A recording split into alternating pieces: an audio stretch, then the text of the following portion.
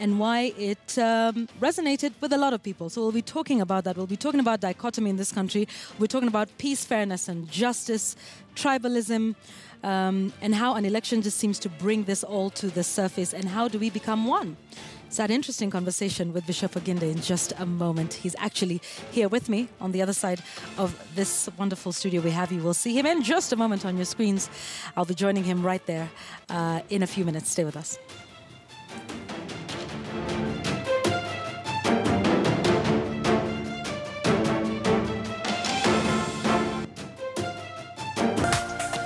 This is KTN News.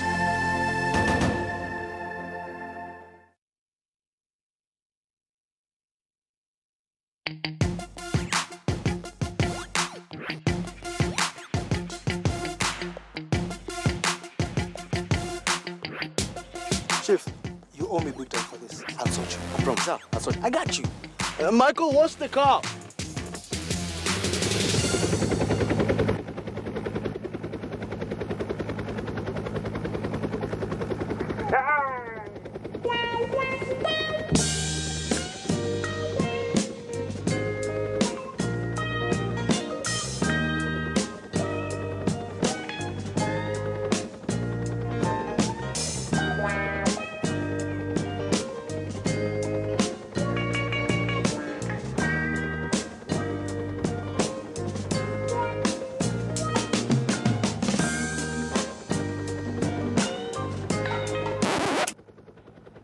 Seriously? Oh.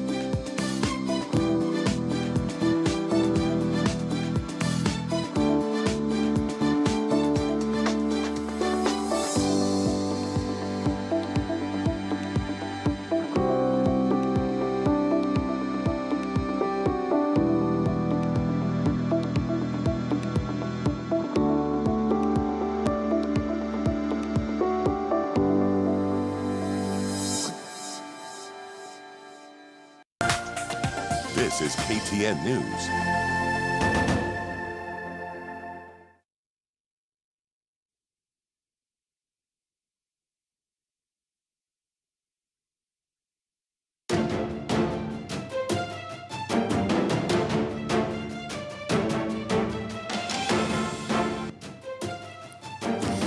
Welcome back. I've been taking a look at quite a bit of your feedback. The hashtag is Kivumbi2017.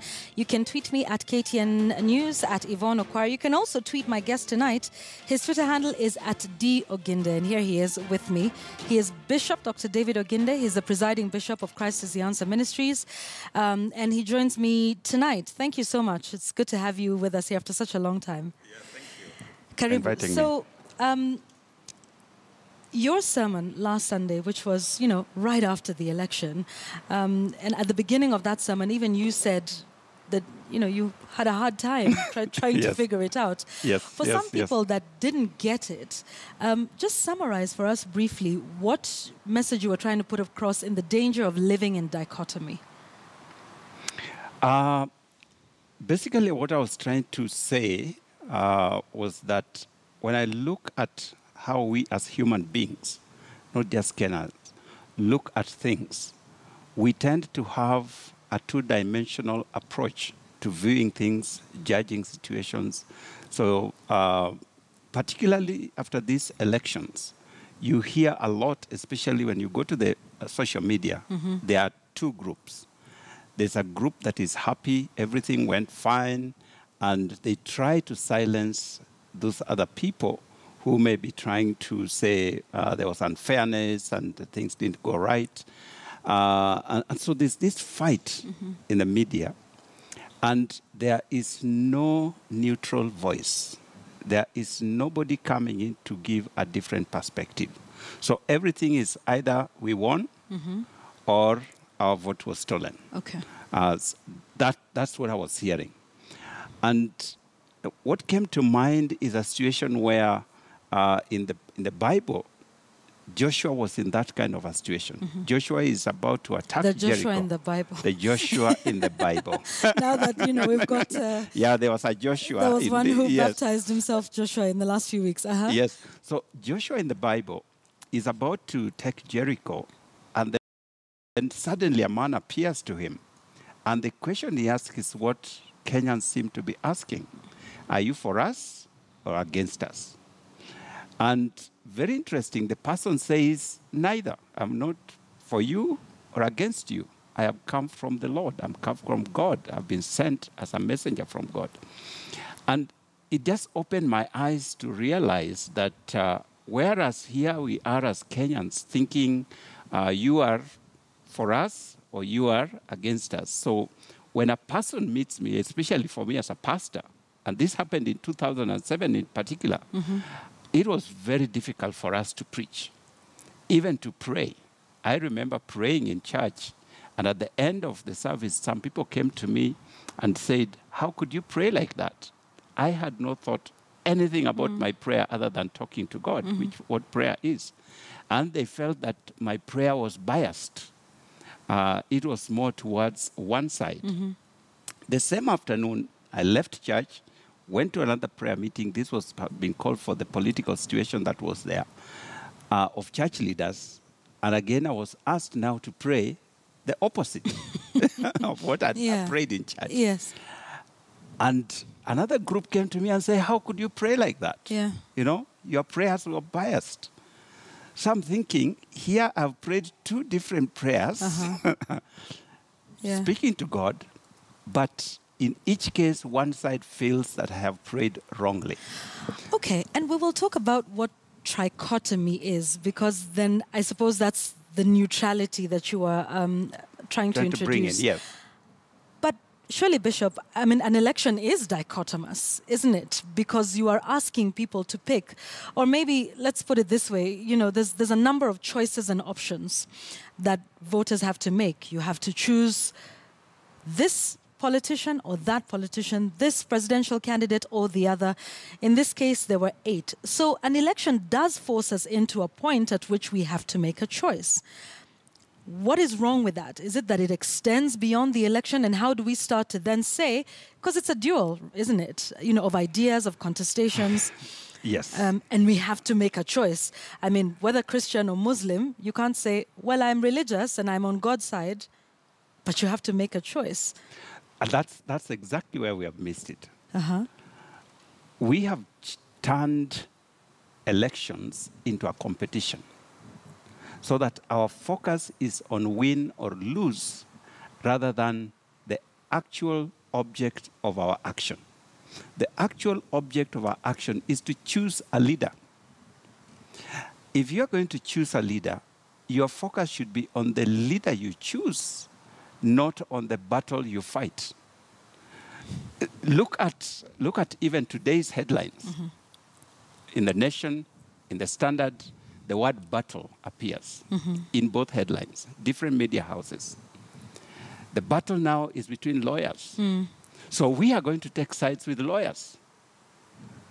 And either our lawyer is going to win or our lawyer is going to lose. Right. It's again a battle. Why should we always be in battles?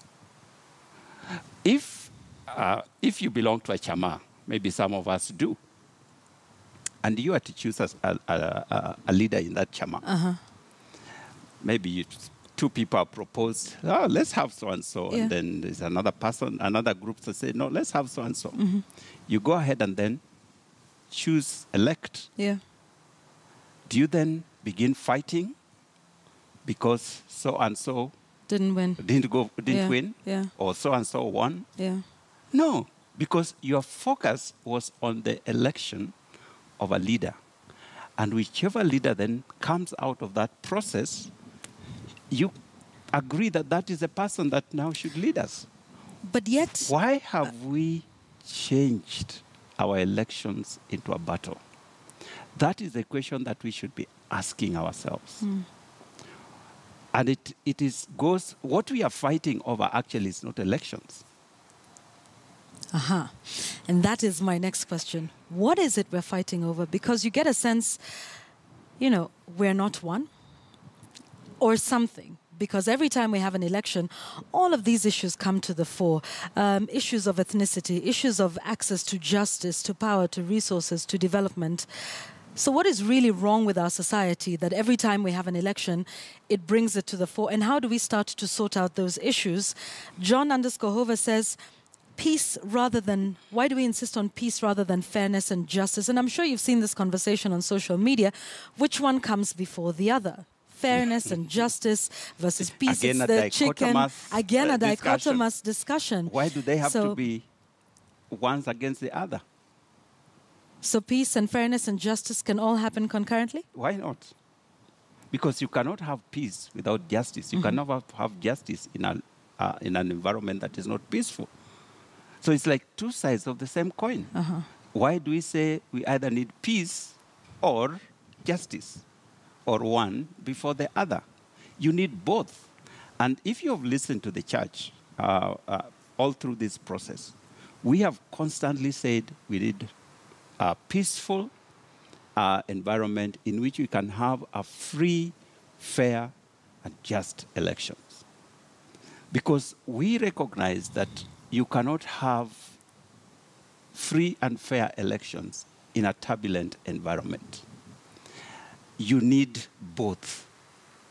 Now, what we would then be calling people to is to be in an environment that people think soberly. Because when I'm sober, I can make sober judgment. I can make sober choices. When we are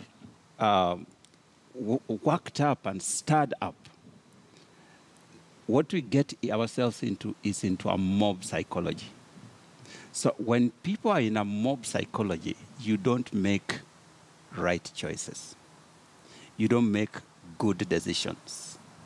There are people who have done things in a mob situation, which when they look back themselves, they wonder, did I do that? Did I say that? So what we have been pushed into in our election is to a mob psychology, where our people, are going in this direction. And so we will go there.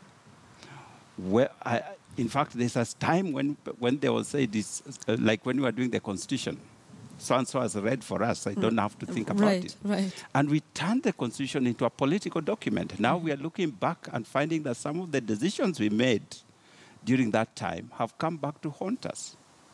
Because people never read the Constitution. People did not bother to understand the Constitution because it was us versus them. A battle. It was a battle. So now we look back, this document is going to rule us for I don't know how many years. To change it, in fact, is a very costly exercise. And the church came out and said, let's sober up. Let's go through this in a very systematic manner. Nobody wanted to listen. So how do we start to then move forward? How do we fix the issues in our country? Because there is a good number of people who feel left out of the system, who feel they don't have access to justice, access to development, who just don't feel like they belong to this project Kenya, who for all intents and purposes probably feel like they're Kenyan because they're bound within these geographical borders. But really at the heart of it, they don't feel like they're Kenyans. And this is a question that people ask. So what role can, religious leaders play, can the church play in terms of making sure that everybody feels like they are part of it, and that the government does what it's supposed to do? Because we're now heading into that. Once we're done with the battle at the Supreme Court, we'll still have a country to run. We'll be battling for resources, for cabinet. Yeah, I mean, it just seems like the battle never ends, Bishop. But what role can the church play? And some say the church has not played its role efficiently in terms of speaking truth to power. Some say the same about the media, and we will get to that in a moment. But some say, where the Bishop Alexander Muges, the Okulus, will we be speaking about the Ogindes 10, 15, 20 years from now? You see, every dispensation requires the issues that the Okulus and the Muges and Mananzekis were talking about and fighting over are not there anymore. We are dealing with a totally different animal or a different ball game altogether. And so the approach that will be required is quite different. And we are trying to play that. If you look at the elections of 2007, compare that to the elections of 2017, 10 years later. Look at the church's activity and involvement and engagement with elections in 2007. Compare with that this time. I can tell you for a fact, because I was there then. In 2007, we could hardly call a meeting of all church leaders. Why is that? Why was that? Because we were so divided. Uh-huh. We were just as good or as bad as the politicians. So we could not call a press conference jointly. We will fight there. I remember one time we met in a boulevard. We almost fought there as bishops because we are not agreed. This time, up to now, we have been calling press conferences across the board, and we speak the same language. At individual level, there are elements who are still, I would say, living a very dichotomous life. For them, our side has won or our side has lost. Right. But that is a very small percentage. So the church has still played a role. You remember when IBC was stuck, it is the church that brokered a truce. Finally, speaking to that time ODM and to Jubilee until they finally agreed on a process which was taken to Parliament. Something came out of it. Yeah. It was the church that led that. That was not possible in 2007. So we are still playing that role even now. Yeah, and you did meet IBC as well as the Inspector General of Police. Was it last week? Just last week, yes. Yes, we did. I was there personally. Yeah. Tell us what you said to them. Yes. When the killings were going on and brutality was going on and the government was insisting that nobody has been injured. I mean, I watched the press conference that the CS addressed, and he was insisting no Kenyan has been bruised, no Kenyan has been killed. The church leaders, let me say the religious leaders, felt there was something missing somewhere, because we have members on the ground. We have pastors across the nation, and they are calling us and telling us this is happening here and that is happening there. So we felt, no, let's have a meeting with the people that are supposed to take care of our security. And thankfully, the CS came with the IG, came with Ole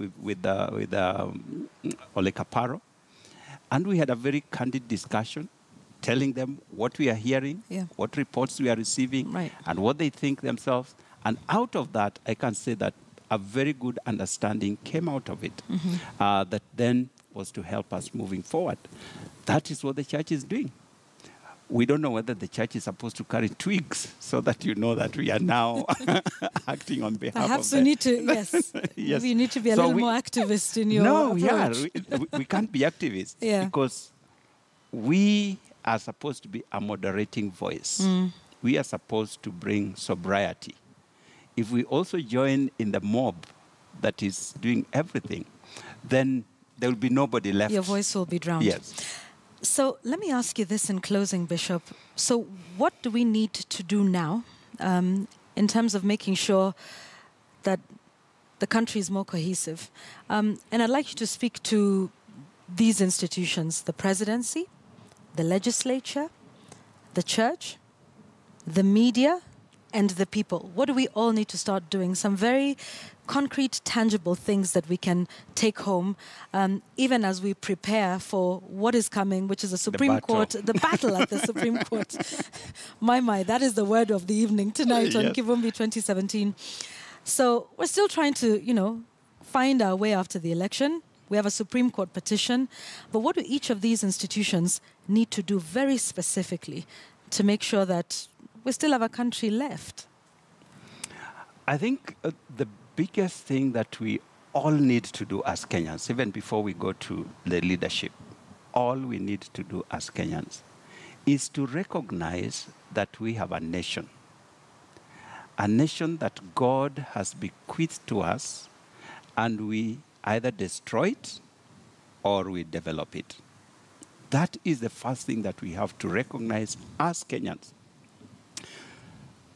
Whatever I say, whatever I do, whatever I think will have an impact on where this nation goes. I read what is going on in social media, and sometimes my heart bleeds because I wonder, does this person realize that what they are saying could actually burn this nation? But just to clarify, Bishop, are you saying accept and move on for some Not of the at all. people Not at that all. are feeling like there's been an injustice, and they're saying, but now all of this talk about, I'm no, not we talking have about one the justice. nation. I'm talking about all of us from both sides. Okay. I'm talking about, because you look at, if you think I'm just talking about the people who need to accept and move on. Yeah. A person who was a supporter of Jubilee, who has been so far declared as the winners. The way they are talking about their win, it stirs up emotions on the other side. You can be sure that if these people were to meet face to face, they would kill one another. Simply because of the way you are telling me I lost. It's like you are rubbing it in. What are you thinking? What are you trying to show? You are not even a candidate for speaking out loud. So where did you win? If we are talking about winning. And it is the other way also. So let us be sober in our discussions. Let us soberly discuss real issues. If there is injustice, let's bring that injustice in a very sober manner and discuss it in a very sober manner. Why do we use very strong words? Why do we use very strong language? Those are the things that stir up emotions. Go to any house, any family, where people use those kinds of languages. They will fight, brothers and sisters. They will fight, and that house will be destroyed. That's what I'm talking about. When we come to leaders, our leaders also need to be responsible. I've just read again some tweets that are coming from leaders, not ordinary members now. This time from the Jubilee side, if I would look at it. And the way they are talking about even the court case petition that is coming up is such that it stirs emotions. And I'm saying, if you have won the election, why don't you sit down and wait for the court to decide what is going to happen? Why do you need to use some very strong language that stirs up emotion? And these are the kinds of things that cause us as a people to enter into a state of battle. Because I tell you, one of the studies that have been done on social media says that the downside of social media is that it gives us opportunity to say things that we would not say when we are present with others. We hide behind a keyboard. Exactly. Yeah. Because I am a faceless person there. I can call you names and where will you get me? Yeah, true. You see? That's But right. if we are sitting like where we are sitting, Yeah. I'm careful what I say to you. Absolutely. You are careful what you say to me. Yeah. So let's not use that shield to stir up emotions that will destroy our nation. And that especially for leaders. We must be measured in our statements. I like the way the president, for example, has kept quiet. that quietness helps. I like the way Raila has kept quiet. That quietness helps because you don't know what they're thinking. You don't know what they're going to do. But when you come out and say, we have won, go hang yourself. Surely, you are not talking peace.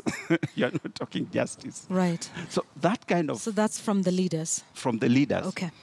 And leaders also need to appreciate that ultimately leadership is a responsibility. Leadership is not a game of soccer that you win, you get a trophy, and you go home and wait for another game. Leadership is a responsibility, and for us from the religious community, we believe that leadership is bestowed by God. And you will be brought to account on the same. So we must take it with humility at whichever level. Leadership also is not just about position.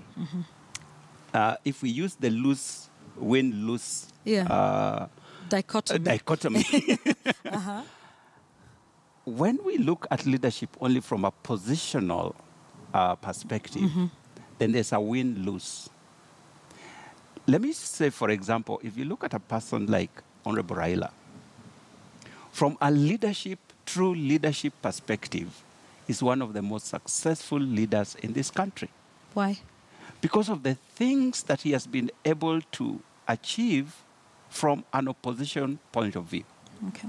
There are things that have happened in this country that would not have happened if Raila was not there. If leadership is influence, I would say he's one of the most successful leaders. But you see, when we are focused on leadership only as position, then now there's the lost. The media has said now he's finished. You know, those are the kind of things that stir you up. You feel like all that I have done has gone into the drain, you know. But if you look at it that, let's say, for example, the Supreme Court rules that, yes, the elections were fair, everything was okay, Jubilee won, and Uhuru is a president. What happens to Raila? From where I sit, I would say Raila has played a very key, significant role in this country, and I believe he still has opportunity to do so. Okay. If So we not turn it the other positional. way around, Yes. and we say, the court says, Kenyatta did not win. Right. Actually, the figures were not correct. Raila was the winner. So Raila is crowned the new president. What happened to Uhuru? President Uhuru has played a significant role in the 4.5 years that he has been president. Okay. Made a great difference. So he should go home with his head up high as one who has made a contribution to the nation. All right. And can continue to do so. In a whichever different role capacity. Exactly. So finally, the church, what role should it play now as we go forward? We'll still continue playing the same role that we have been playing, trying to hopefully be the voice of reason, of sobriety. If you look at what the church has done in terms of praying, mobilizing people for prayer, calling people to sobriety, every Sunday, different meetings, we are going to continue to do that. We do talk with the principals. We talk with the president. We talk with the opposition to try and bring understanding and say, this country still belongs to us. And all of us can make a contribution. And we are going to continue to do that because we are neither for nor against any side. Not us versus them. Okay. The day that the church takes sides, that's the day we will have lost it. We as a church, we are not for Jubilee. We are not for NASA. We are for God. All right. And we will talk to both from God's perspective. Indeed, and that's a good place to leave our conversation tonight. Thank you so much. By the way, this man has made some time for us on the show, even though he is on a break. I really thank you for Thank that. you, thank you. I appreciate your time. This is Bishop Dr. David Oginde. He's the presiding bishop of the Christ is the Answer Ministries. Please do get that danger of living in dichotomy. Might just help to put things in perspective. It's not a battle, he says. I was even taking notes here. Let's not use that shield to stir up emotions. This is about social media. Some of your tweets, Digital Humanitarian says, that's at Philip Ogola, says, social media gives a false sense of anonymity. And then there's this one from Moses Njoroge says, I agree, peace, justice, and fairness go concurrently. So there you go. There's much more of your feedback, and I will be getting to that in just a moment. But I want to let the good bishop go so that we can carry on with the show tonight. I still have the day's sports